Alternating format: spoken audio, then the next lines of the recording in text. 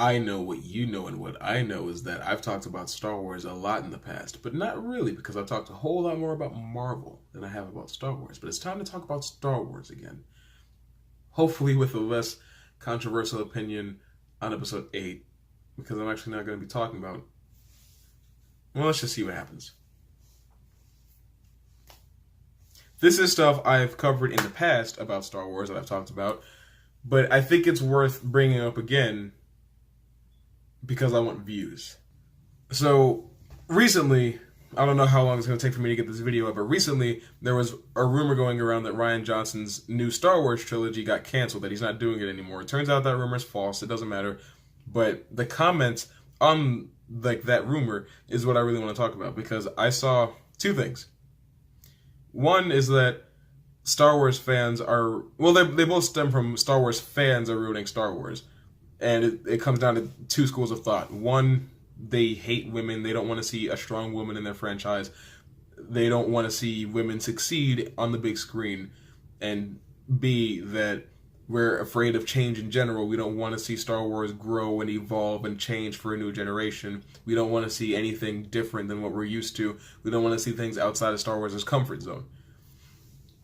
Both of these are horribly false because of previous Star Wars material.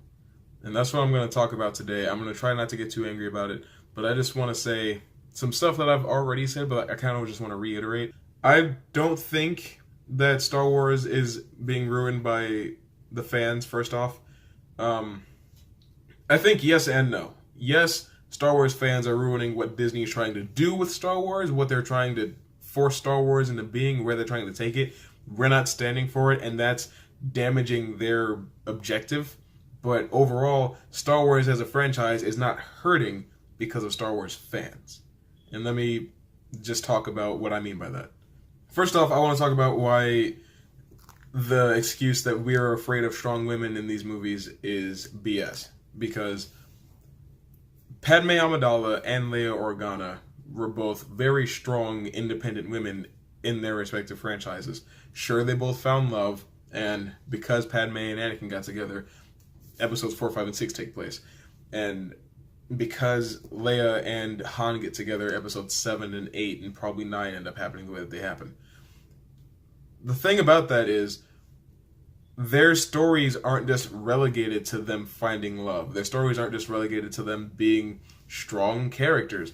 The fact that they are human and they have emotions and they fall in love, that adds to them. Them being women makes the story stronger because they're the only ones that are capable of having these children of prophecy, like that guy and Luke Skywalker. Leia is a product of the fact that Padme is human. I don't see there being a problem with femininity in certain characters. Like Rey, she's very in touch with her emotions, it seems, but she's also able to just turn them off when she needs to. She went from being heartbroken over Ben betraying the trust that they built over episode 8 to being super excited at pulling off a triple headshot in the Millennium Falcon on 3 TIE fighters. That seems very tone deaf. I'm not going to be subjective about it. I'm just going to say that's tone deaf because you have this strong emotional moment where she's having her heart broken because Ben Solo isn't who she thought she was, and then she's cheering and laughing that she's killing people immediately after. And to say that we don't like women is ridiculous because, as I've said before, Rogue One, A Star Wars Story, is one of the most successful Star Wars movies ever made, and it stars a woman. She's in the center of all the promotional material. She's the main character of the film. That didn't turn us off to the movie. We still went and saw it. It didn't matter that she was a woman. She was an interesting character. She was interesting enough for the story it was telling. Rogue One is a very inconsequential Star Wars story, but it's still entertaining. It's interesting to watch, and the characters are a large part of the reason that it is. We don't just hate female characters. We love Ellen Ripley. We love Wonder Woman, at least in Batman vs. Superman: Dawn of Justice. She was interesting enough in that and somewhat in her own movie. We love Sarah Connor from The Terminator. We loved Laurie Strode in The New Halloween. That whole family kicked tons of ass, and it was great because not only are they women, but they're also characters. I don't hate female characters. In fact, my camera is sitting on top of a Liv Moore from iZombie Pop Funko and in front of a Ghost from Ant-Man and the Wasp Pop Funko, because I thought those characters were really interesting. Liv Moore is probably one of my favorite characters from anything DC. And it's all because she's fleshed out as a character, and her being a woman is a large part of who she is, because feminine traits aren't necessarily a bad thing. I'll talk more about that at a later time. But for now, I just want to move on to the other topic because this video is already getting way too long. I think it's absolute BS that people think that Star Wars fans don't want Star Wars to go out and expand into new territory, because what's one of the major complaints that we have about The Force Awakens? That it's a carbon copy and a rehash of Episode 4. Our biggest issue, well, one of our biggest issues with The Last Jedi is that it borrows so many different elements from Episodes 5 and 6. It's not an original movie because they didn't try to make it. And we love new and different Star Wars content. Star Wars The Clone Wars is one of our favorite shows. We love the games, The Force Unleashed and Republic Commando and Rogue Squadron, Dark Forces, Shadows of the Empire. We love the books about Thrawn and the Star Wars Aftermath, and we love Darth Revan and Nihilus and Malgus. Star Wars Knights of the Old Republic is one of our favorite games. All of these things take Star Wars and they push it into new directions, into uncharted territory. So that's obviously not the problem, because one of the things that Disney did when they first acquired the rights to Lucasfilm is they made all of that stuff non-canon. All of the Star Wars Legends stuff became non-canon.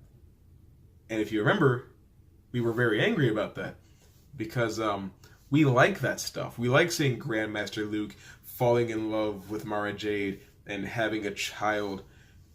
We like seeing Han Solo's son struggle with the light side and dark sides of the Force. I'm not talking about Ben Solo, I'm talking about Jason Solo. We like seeing somebody take on the full power of the Force and become nearly unstoppable, and seeing Luke have to dig deep to defeat her, Abeloth. Point is, there's plenty of stuff from the Star Wars expanded universe that pushes Star Wars into places that we've never seen before, but it's all about the quality of the writing.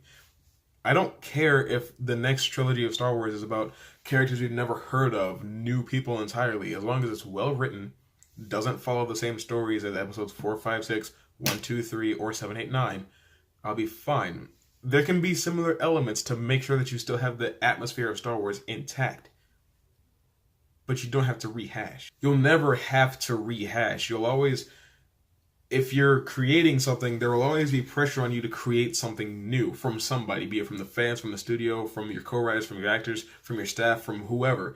There will always be a reason to try to make something new. Unless you're working for Disney, in which case you're only controlled by money. But at the same time, Star Wars The Last Jedi, Rian Johnson was given full reign over that movie. Everything that happened in it was his vision. So I don't really know what to say about that. But all in all, I guess that's really all I have to say about Star Wars this time around. But trust me and Star Wars ain't done. I got a lot more to say about it. Just stay tuned. And if you want more videos, then I think you know what to do by now.